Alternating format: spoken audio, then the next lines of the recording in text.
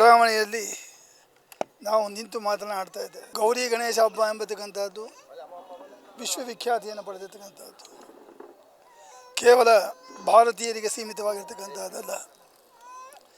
ಇವತ್ತು ನಾವು ಥೈಲ್ಯಾಂಡ್ ಹೋಗಲಿ, ಹಾಂಗ್ಕಾಂಗ್ ಹೋಗಲಿ, ಜಪಾನಿಗೆ ಹೋಗಲಿ, ಒಂದೊಂದು ಜಾಗದಲ್ಲೂ ಕೂಡ ಒಂದೊಂದು ವಿಚಿತ್ರವಾಗಿರ್ತಕ್ಕಂಥ ಗಣಪತಿಯ ಒಂದು ಬಿಂಬವನ್ನು ನಾವು ನೋಡ್ತಾ ಇದ್ದೇವೆ. ಗೌರಿ ಆದ ಮೇಲೆ ಗಣಪತಿ ಹಬ್ಬ ಬರ್ತಕ್ಕಂಥದ್ದು ಎಲ್ಲರಿಗೆ ತಿಳಿದಿರ್ತಕ್ಕಂಥ ವಿಷಯ. ಅದು ಅತಿ ಮುಖ್ಯವಾಗಿರ್ತಕ್ಕಂಥದ್ದು ವೇದಗಳ ಸಾರುತ್ತೆ. ಮಾತೃದೇವೋಭವ, ಪಿತೃದೇವೋಭವ, ಆಚಾರ್ಯ ದೇವೋಭವ, ಅತಿಥಿ ದೇವೋಭವ. ಗಣೇಶನಿಗೆ ತಾಯಿಯಾಗಿರ್ತಕ್ಕಂಥ ಗೌರಿಗೆ ಪ್ರಪ್ರಥಮವಾಗಿರ್ತಕ್ಕಂಥ ಸ್ಥಾನವನ್ನು, ಹಿರಿಮೆಯನ್ನು ಭಾರತೀಯ ಸನಾತನ ಪರಂಪರೆಯಲ್ಲಿ ಕೊಟ್ಟಿದ್ದಾರೆ. ಗೌರಿಯ ಸದೃಶವಾಗಿರ್ತಕ್ಕಂಥ ಇಷ್ಟು ಜನ ಉಪಸ್ಥಿತರಾಗಿರ್ತಕ್ಕಂಥ ಸುಮಂಗಲಿಗಳಿಗೆ ನಾವು ಇವತ್ತು ಭಾಗ್ಯವನ್ನು ಕೊಡ್ತಾ ಇದ್ದೇವೆ ಅಂತಂದರೆ ಇಷ್ಟು ಜನವೂ ಕೂಡ ಗೌರಿಯ ಸ್ವರೂಪದಲ್ಲಿ ನಮಗೆ ಕಾಣಿಸ್ತಾ ಇದ್ದಾರೆ.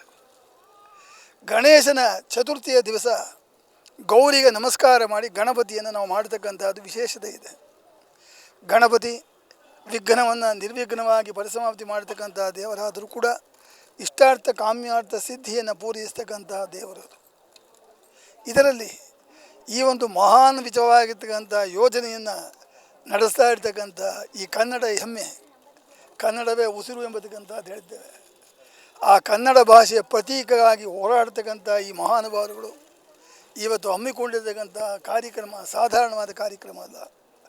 ಆ ಗೌರಿ ಅಂತರಾತ್ಮವಾಗಿ ನಿಂತು ಇಷ್ಟು ಜನ ಸುಮಂಗಲರಿಗೆ ಭಾಗ್ಯನವನ್ನು ಕೊಡ್ತಾ ಇರ್ತಕ್ಕಂಥ ಸಂದರ್ಭದಲ್ಲಿ ಶಕ್ತಿಯ ಅಧಿಷ್ಠಾನವಾಗಿರ್ತಕ್ಕಂಥ ಪಾರ್ವತಿಯ ಕೃಪೆ ಎಲ್ಲರಿಗೂ ಒಳಿತನ್ನು ಉಂಟು ಮಾಡಿದೆ ಎಂಬತಕ್ಕಂಥ ದೃಷ್ಟಿಯಿಂದ ನನ್ನ ಮಾತನ್ನು ಮುಗಿಸ್ತೇನೆ. ಜನತೆಗೆ ಗೌರಿ ಗಣೇಶ ಹಬ್ಬದ ಶುಭಾಶಯವನ್ನು ಕೋರುತ್ತಾ ಮೈಸೂರಿನಲ್ಲಿ ಕನ್ನಡಾಂಬೆ ರಕ್ಷಣಾ ವೇದಿಕೆಯವರು, ಅದರಲ್ಲೂ ಪ್ರಮುಖವಾದಂಥ ಅಧ್ಯಕ್ಷರಾದಂಥ ರಾಜಶೇಖರ್ ಅವರು ಹಲವಾರು ಸಾಮಾಜಿಕ ಕಾರ್ಯಕ್ರಮವನ್ನು ಮಾಡ್ಕೊಂಡಿದ್ದಾರೆ. ಇದರಲ್ಲಿ ನಮ್ಮ ಭಾರತೀಯ ಸನಾತನ ಪರಂಪರೆಯಲ್ಲಿ ಭಾರತ ದೇಶದಲ್ಲಿ ಮಹಿಳೆಗೆ ಪ್ರಾಮುಖ್ಯತೆಯನ್ನು ಕೊಟ್ಟಿದ್ದಾರೆ. ಆದ್ದರಿಂದ ಗೌರಿ ಗಣೇಶ ಹಬ್ಬದ ಪ್ರಯುಕ್ತ ನಮ್ಮ ಭಾರತೀಯ ಮಹಿಳೆಯರಿಗೆ ಭಾಗ್ಯವನ್ನು ಕೊಡುವಂತಹ ಒಂದು ಮಹತ್ತರವಾದ ಕಾರ್ಯಕ್ರಮವನ್ನು ಮೈಸೂರು ವಿಜಯನಗರ ಯೋಗಾನಂದ ಸ್ವಾಮಿ ದೇವಸ್ಥಾನದಲ್ಲಿ ಹಮ್ಮಿಕೊಂಡಿದ್ದಾರೆ. ಆ ಕಾರ್ಯಕ್ರಮಕ್ಕೆ ಪರಮಪೂಜ್ಯ ಭಾಷಣ ಸ್ವಾಮಿ ಚಾಲನೆ ನೀಡಿದ್ದಾರೆ.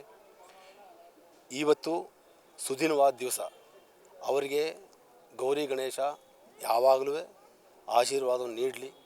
ಅವ್ರಿಗೆ ಇನ್ನೂ ಆಯುಸ್ಸು, ಆರೋಗ್ಯ ಎಲ್ಲವನ್ನೂ ಆ ಭಗವಂತ ನೀಡಿ ಅವರು ಇನ್ನೂ ಹಲವಾರು ಸಾಮಾಜಿಕ ಕಾರ್ಯಕ್ರಮಗಳನ್ನು ಜನತೆಗೆ ನೀಡಲಿ ಅಂತ ನಾನು ಪ್ರಾರ್ಥನೆ ಮಾಡಿಕೊಂಡು ನನ್ನ ಮಾತನ್ನು ಮುಗಿಸ್ತೀನಿ.